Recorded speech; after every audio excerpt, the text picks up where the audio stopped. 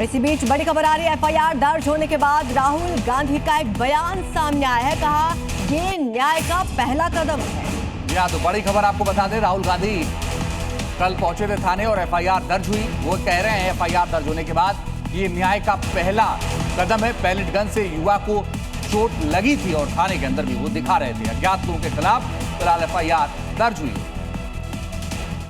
ये न्याय का पहला कदम है।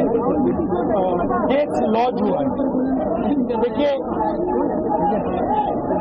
महीना हो गया, छर्रे शरीर में है, 3 छर्रे आंख में है, आंख से इनको दिखाई नहीं देता है, 3-4 छर्रे दिल के पास है।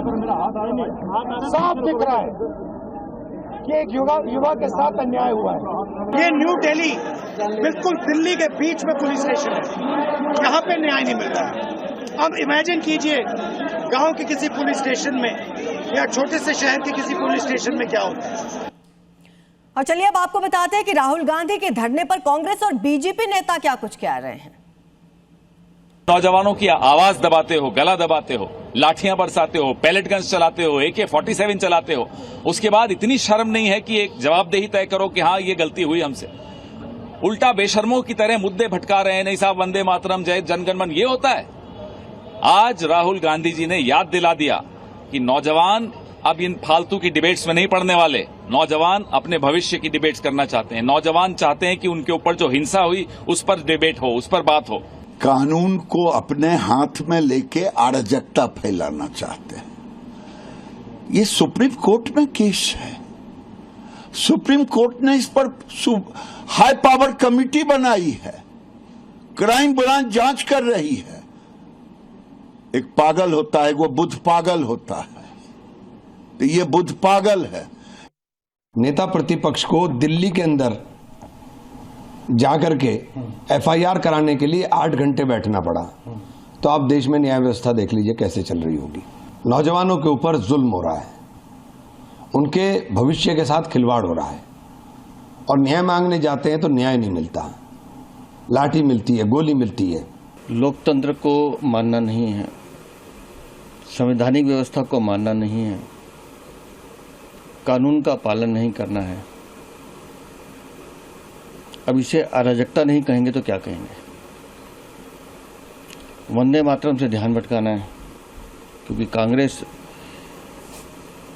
वंदे मातरम वाले विषय पे इस बुरी तरह से फंस चुकी है।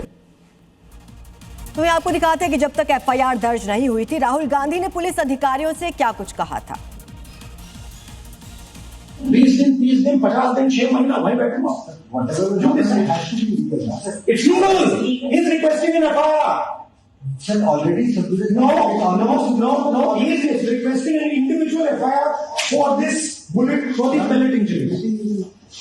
और अब बड़ी खबर बता दें आपको, कांग्रेस नेता राहुल गांधी दिल्ली के संसद मार्ग पुलिस थाने पर सीजेपी के चलो संसद मार्च के दौरान पैलेट गन के इस्तेमाल के मामले में एफआईआर दर्ज कराने की मांग को लेकर धरने पर बैठ गए थे। मगर राहुल गांधी ने क्या कहा था थाने के अंदर, वो सुनवाते हैं आपको। 20 दिन, 30 दिन, 50 दिन, 6 महीना वहीं बैठूंगा। It's legal. He's requesting an FIR. Sir, already submitted. No. He is requesting an individual FIR for this bullet, for the pellet injury. 20 दिन, 30 दिन, 50 दिन, 6 महीना वहीं बैठूंगा। It's legal. He's requesting an FIR. Sir, already submitted. No. He is requesting an individual FIR for this bullet, for the pellet injury.